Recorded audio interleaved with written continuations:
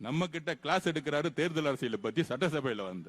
அன்னைக்கு நான் எந்திரிக்கலான்னு இருந்தேன். அண்ணன் வரும்போதே சொல்லிட்டாரு, இன்னைக்கு ஒன்லி நம்பிக்கை வாக்கெடுப்பு தான், நீங்க நம்ம எல்லாம் பேச வேணாம், ஆல்ரெடி மெஜாரிட்டி 150 மேல போயிட்டு இருக்கு, அவங்க பேசினா பேசட்டும், சட்டசபை விட்டு ஓடி போயிடுவாங்க. சொன்ன மாதிரியே பேசிட்டு ஓடி போயிட்டாங்க. Periyar Maniammai Institute of Science and Technology, Tanjavur. CSE with specialization in AI and ML, data science, cybersecurity and more.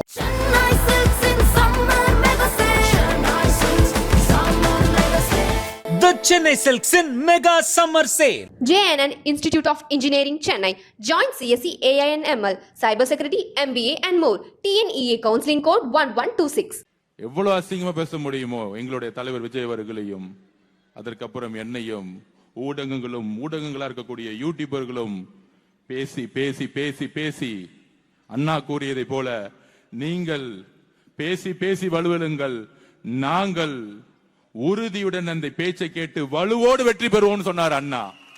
நாங்கள் தாங்கி தாங்கி வெற்றி பெறுவோம் சொன்னால், அண்ணா கூறியதை போல உங்களுடைய பேச்சுகளை தாங்கி மக்கள் உங்களுக்கு கொடுத்த இந்த சரியான தோல்வி இருக்கிறதே. நம்ம கிட்ட கிளாஸ் எடுக்கிறாரு தேர்தல் அரசியலை பத்தி சட்டசபையில வந்து. அன்னைக்கு நான் எந்திரிக்கலான்னு இருந்தேன். அண்ணன் வரும்போதே சொல்லிட்டாரு, இன்னைக்கு ஒன்லி நம்பிக்கை வாக்கெடுப்பு தான், நீங்க நம்ம எல்லாம் பேச வேணாம், ஆல்ரெடி மெஜாரிட்டி 150 மேல போயிட்டு இருக்கு, அவங்க பேசினா பேசட்டும், பாவம் எலெக்ஷன் டைம்ல தான் பேச முடியல, இப்ப பேசட்டும், ரொம்ப அடி வாங்கியிருக்காங்க, அடிச்சா அழுவாங்கல்ல, அழுது கலந்துட்டு சட்டசபை விட்டு ஓடி போயிடுவாங்க. சொன்ன மாதிரியே பேசிட்டு ஓடி போயிட்டாங்க. இது நம்மள பார்த்து பயந்துட்டாங்களாம். இன்னும் திமுக காரனுங்க ஆளுங்கட்சி நினைப்பு, அது அவங்களுடைய பரம்பரை நோய். ஒரு மாசம் வரைக்கும் நாங்க ஆளுங்கட்சின்னு பேசிக்கிட்டே இருப்பாங்க. அப்ப இந்த தேர்தல் வெற்றி நம்ம சொல்றோம் 50 வருடம் கழித்து ஒரு புரட்சிங்கிறோம். அந்த புரட்சி எங்க இருந்து உருவாச்சு? கடைசி 10 நாள் முன்னாடி இந்த புரட்சியை பத்தி யாருக்கும் தெரியல. நேஷனல் மீடியாஸ் கரெக்டா 5 நாளுக்கு முன்னாடி திருநெல்வேலி தூத்துக்குடி அப்புறம் தமிழ்நாட்டில் ஒரு புரட்சி உருவாயிருச்சு, மக்கள் புரட்சி உருவாச்சுன்னு பேசிட்டு இருந்தாங்க. ஆனா இன்னைக்கு வரைக்கும் தமிழக ஊடகம் தாவேகா ஜெயிக்குன்னு சொன்னதே இல்லை கடைசி நாள் ரிசல்ட் வரைக்கும். அப்ப அந்த ஊடகத்தை பாருங்க, 3 தொகுதி ஜெயிப்பாரு, 10 தொகுதி ஜெயிப்பாரு, 20 தொகுதி ஜெயிப்பாரு, 160 தொகுதி திமுக ஜெயிச்சிரும்,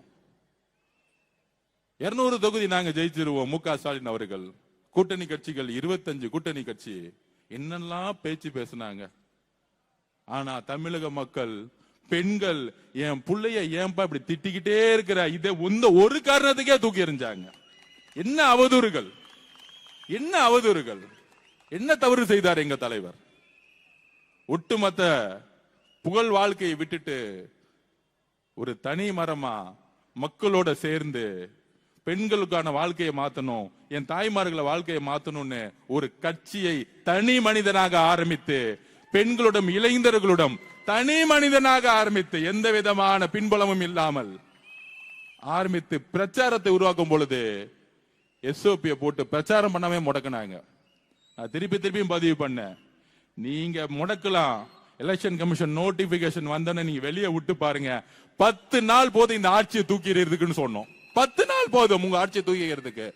10 நாள் அவர் செய்த பிரச்சாரம் ஒட்டுமொத்த திமுக குடும்பம் தூக்கி எறிஞ்சிருச்சு. இப்ப தெரியுது 6 மாசம் ஏன் வெளியே போட முடக்கினாங்கன்னு எங்க தலைவரை. 10 நாளுக்கே தூக்கி போட்டாங்கன்னா 6 மாசம் விட்டு இருந்தா 5 தொகுதி தாண்டி இருக்க மாட்டாங்க. இதுதான் சூழ்ச்சி. 5 தொகுதி தாண்டி இருக்க மாட்டாங்க. 5 தொகுதி திமுக தாண்டி. இந்த சூழ்ச்சிக்கு தான் தலைவரை எந்த பிரச்சாரத்துக்கு வெளியே உள்ள இந்த சூழ்ச்சி எல்லாம் செஞ்சுட்டு விஜய் அவர்களை வீட்டை விட்டு வெளியே வா, இந்த போலி பிரச்சாரம், நோட்டிபிகேஷன் வந்து வெளியே வந்தாருல, தூத்துக்குடி மீட்டிங் பாத்தீங்கல்ல, 10 லட்சம் பேர் ரோட்ல நின்னாங்கல்ல, அங்க மாறியது அரசியல் சூழ்நிலை. கடைசியில திருப்பூர்ல மாறுச்சு, சென்னையில மாறுச்சு. நான் அப்பயே சொன்னேன், பெரம்பூர்ல தலைவர் நாமினேஷன் பண்ணி முடிச்ச உடனே வண்டிய கொளத்தூர் விடுன்னு சொன்னாரு. கொளத்தூர்ல 1 லட்சம் பேர் நின்றுட்டு இருந்தாங்க. அப்பயே சொன்னோம். அடுத்த நாள் கொளத்தூர் மீட்டிங் போடும்போது நான் பேசினேன், கொளத்தூர்ல மு.க. ஸ்டாலின் அவர்கள் தோல்வி அடைவார். எப்ப சொன்னது? நம்ம எலெக்ஷனுக்கு 1 மாசத்துக்கு முன்னாடி சொன்னோம். அப்பெல்லாம் நம்பல அவங்க, ஏதோ சின்ன பசங்க பேசிட்டு இருக்காங்க. எங்க அப்பா யார் தெரியுமா? மு.க. ஸ்டாலின் அவர்கள். திரு உதயநிதி வெள்ளிவாக்க வந்து என்னோட வெற்றியோட ஆதவர்ஜனாவுடைய தோல்விதான் எனக்கு முக்கியம். இன்னும் ஒரு அரசியல் பாத்தீங்களா, அவரோட வெற்றியோட என்னோட தோல்விதான் பைக்கும். அந்த பயம் இருந்தா போதும் திரு மு.க. ஸ்டாலினுடைய வாரிசு அவர்களே. ஆனா நான் இங்கேயும் வேலை பார்த்துட்டு நம்ம தலைவர் பச்சான பிறகு குளத்தூர்ல ஸ்கெட்ச் போட்டேன்னு அவர் பிள்ளைக்கும் தெரியல, மு.க. ஸ்டாலின் அவர்களுக்கும் தெரியல. நீங்க என்ன தோக்கடிக்க வேலை பண்ணீங்க? எங்க தலைவர் உங்க குளத்தூர்லயே செக் வச்சார். சட்டசபையில நம்ம அமைதியா உட்கார்ந்துட்டு இருக்கோம். ஆதரவு இருக்கு, ஆதரவு இல்ல சொல்லிட்டு அமைதியா போயிருக்க வேண்டியதானே. உங்களை கடுமையாக நாங்க எதிர்க்கிறோம் எப்பயும் போல பொய்யா சொல்லிட்டு கிளம்ப வேண்டியதானே. நமக்கு எலெக்ஷனை பத்தி கிளாஸ் எடுக்கிறாரா முன்னாடி உட்கார்ந்துகிட்டு? யாரு? திரு மு.க. ஸ்டாலினுடைய மகன் இளவரசர் திரு உதயநிதி அவர்கள். அந்த இளவரசருக்கு பட்டாபிஷேகம் முன்னாடி என்ன பண்ணாங்க? துணை முதல்வர் ஆக்கினாங்க. இப்ப எதிர்கட்சி தலைவர் ஆக்கிட்டாங்க. நமக்கு ரொம்ப நல்லது.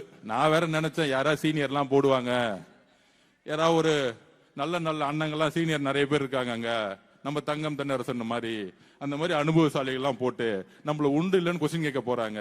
சரி நம்மளும் ரெடி ஆயிடும் நினைச்சேன். இந்த குடும்பம் என்னைக்கும் திருந்தாது. இவ்வளவு அடிப்பட்டாலும் திருந்தாது. இந்த பட்டாபிஷேகம் பண்ணி தான் குடும்பத்தை தூக்கி போட்டாங்க மக்கள். திருப்பி ஒரு பட்டாபிஷேகம். நான் தோத்துட்டேன், புள்ளைய தூக்கி எதிர்கட்சி தலைவரா உட்கார வச்சிருங்க. போன தாட்டி சட்டசபையா சட்டமன்ற உறுப்பினராகி சட்டசபைக்கு அதிகம் வராதவர்கள் உதயநிதி ஸ்டாலின் அவர்கள். அவர் சட்டசபை தலைவர். சரி ஓகே, பெரும்பான்மை தேர்ந்தெடுத்தா சட்டசபை தலைவர் வந்து அமைதியா போக வேண்டியதானே.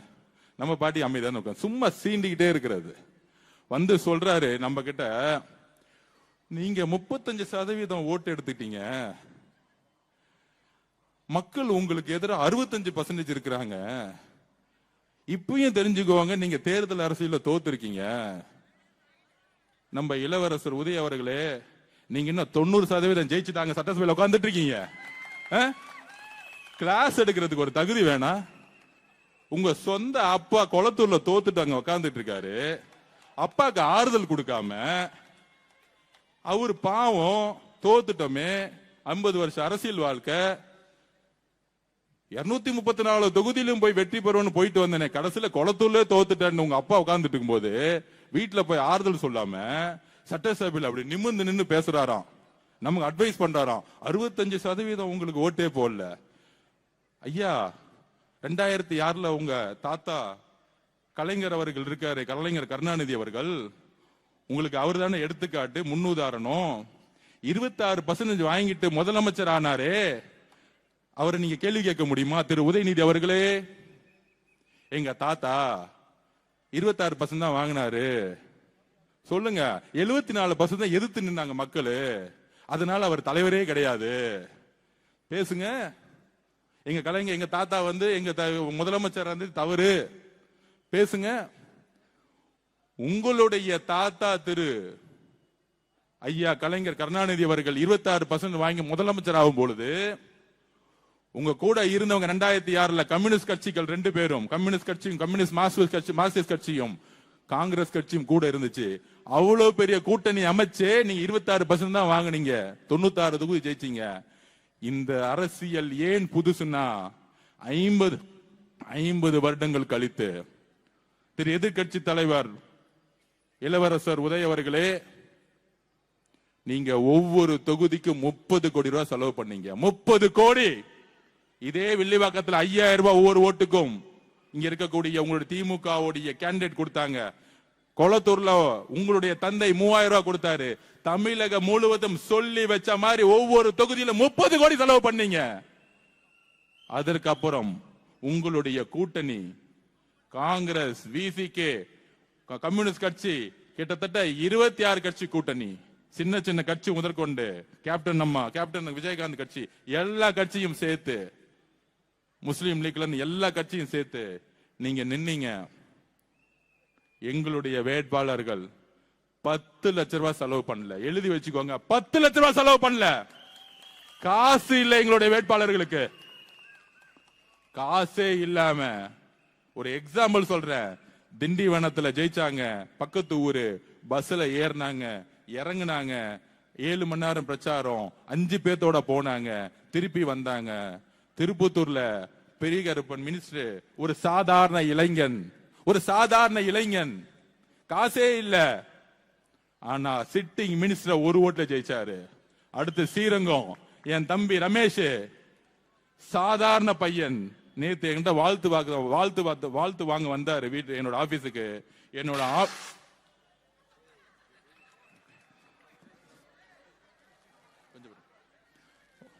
வாழ்த்து வாங்க வந்தாங்க. கொஞ்சம் டிஸ்டர்ப் பண்ணாதீங்க. யாரு அது? வாழ்த்து வாங்க வந்தாங்க. அப்ப குடும்பத்தோட வந்தாங்க. அவங்க அம்மா, அவங்க அக்கா. அப்ப வரும்பொழுது என்னுடைய தெருவிலேயே 3வது வீட்டுல, அது ஒரு பெரிய வீடு, ரமேஷ் அவர்களுடைய அம்மா சமையல் வேலை செஞ்சிட்டு இருக்காங்க. என்னுடைய வீட்டுல இருந்து 3வது வீட்டுல அந்த அம்மா சொல்றாங்க, தம்பி வாழ்த்து வாங்க வந்தேன், 8 மணிக்கு கிளம்பணும் நான் சமையல் வேலை பண்றதுக்கு. என் புள்ள எம்எல்ஏ ஆயிட்டான், ஆனா நான் சம்பாதிக்கணும்ல. என்ன ஒரு எளிமையான குடும்பத்தில் இருந்து எங்களுடைய தலைவர் வேட்பாளரை சூஸ் பண்ணி ஸ்ரீரங்கத்துல நின்னு திருச்சியிலேயே அதிகமான ஓட்டை வாங்கியது தமிழக வெற்றி கழகம். உங்களுடைய நேரு, உங்களுடைய வேலு எல்லாத்தையும் தண்ணி குடிக்க வச்சாங்க எங்களுடைய இளைஞர்கள். சாமானியன் 75 வருஷ கட்சி திமுக பொது தொகுதியில் ஒரு தலித் வேட்பாளரை நிறுத்தியது இல்லை. திரு உதயநிதி அவர்களே, இளவரசர் உதயநிதி அவர்களே, மகுடத்தை தூக்கி உங்க தலையில உங்க அப்பா வச்சுட்டாரு. இங்க சாமானியன் இருக்காரு பாருங்க, இளைஞர்கள் பதவியேற்கும் போது பாருங்க, ஒவ்வொருத்தரையும் டிவில ஒரு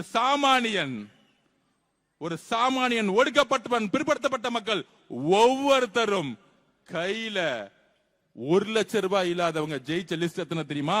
92 பேர். 92 பேர் கையில 1 லட்சம் ரூபாய் இல்ல. 1 லட்சம் ரூபாய் இல்ல கையில, சொல்லி வச்ச மாதிரி. இது புரட்சி இல்லையா?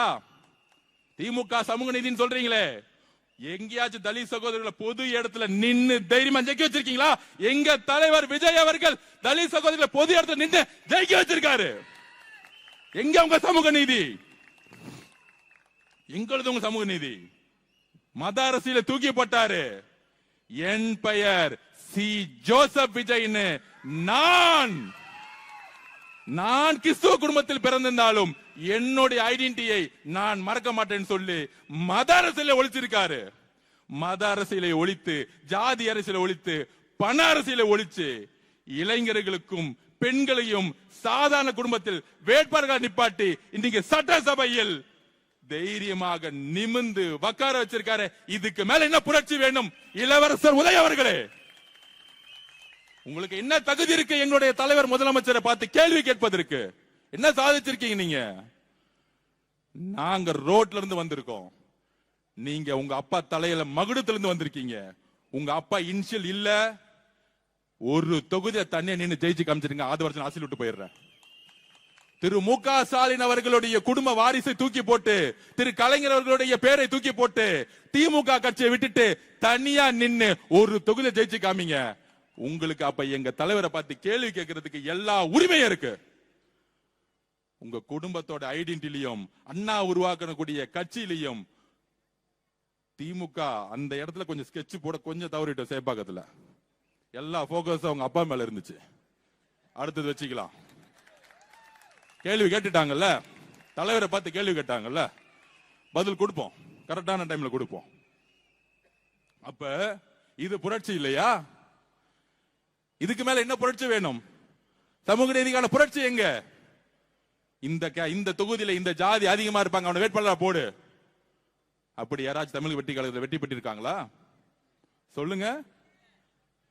இந்த தொகுதிக்கு 30 கோடி, ஒரு ஓட்டுக்கு 3000. ஒரு தொகுதியில் தமிழக வெற்றி கழகத்தில் காசு கொடுத்திருப்பாங்களா? திமுக 3000 கொடுத்தா அதிமுக 1500 ரூபாய் கொடுத்தாங்க. இதே தொகுதியில 1000 ரூபாய் கொடுத்தாங்க. மக்கள் மாற்றத்தை விரும்பினார்கள். மக்கள் கூட்டணி நம்பவில்லை, நல்ல தலைவரை தேடினார்கள். இதுதான் தமிழ்நாடு. நான் எப்பயுமே சொன்னேன், தமிழ்நாட்டு மக்கள், தமிழ்நாட்டு அரசியல் இயற்கையும் நேரமும் சேர்ந்து ஒரு தலைவரை உருவாக்கும். அன்று அண்ணாவை உருவாக்கியது தமிழக மக்கள். யாரு ஒரு தலைமையை கடினமா அழுத்தம் கொடுத்தாங்களோ அன்னைக்கு இருந்த ஆட்சியாளர்கள் அண்ணாவை கையில எடுத்தாங்க. ஒரு ஸ்ட்ராங்கான ஒரு லீடரா உருவாக்குனாங்க. அண்ணாவுக்கு அப்புறம் பிரச்சனை வரும் பொழுது எம்ஜிஆரை மக்கள் கையில எடுத்தாங்க. எம்ஜிஆருக்கு அப்புறம் அவ்வளவுதான், இனிமேல் நம்ம குடும்ப ஆட்சி தான் திரு கலைஞர் நினைக்கும் பொழுது புரட்சி தலைவி அம்மா அவர்களை கையில எடுத்தாங்க தமிழக மக்கள். அதற்கப்புறம் எங்களுடைய தலைவர் சி ஜோசப் விஜய்களை கையில் எடுத்துட்டாங்க. நீங்க எழுதி வச்சுக்கோங்க, குறைந்தபட்சம் இன்னும் 4 தேர்தல் தண்ணி மட்டும் தான் நீங்க குடிச்சிட்டு இருப்பீங்க. எழுதி வச்சுக்கோங்க, முடியவே முடியாது. என்ன வேணா நீங்க பழி சொல்லு பண்ணுங்க. ஆட்சியை வச்சுக்கிட்டு 10 மாசம் எவ்வளவோ பழி சொல்லி பண்ணிட்டீங்க. இப்ப எங்க தலைவர்கிட்ட ஆட்சி இருக்கு, நிர்வாகம் இருக்கு, காவல்துறை இருக்கு, மக்கள் பணி செய்ய போயிட்டாரு. நான் அப்பயே சொன்னேன், நம்ம இளவரசர் உதய அவர்களுக்கு எல்லாம் நான் தலைவா முதலமைச்சர் அவர்களே பதில் சொல்லி டைம் வேஸ்ட் பண்ணாதீங்க, அதை வச்சு நான் பாத்துக்கிறேன். Periyar Maniammai Institute of Science and Technology, Tanjavur. CSE with specialization in AI and ML, data science, cybersecurity and more. Chennai Silks in summer mega sale. Chennai Silks summer mega sale. The Chennai Silks in Mega Summer Sale. JNN Institute of Engineering Chennai. Join CSE AI and ML, Cybersecurity, MBA and more. TNEA Counseling Code 1126.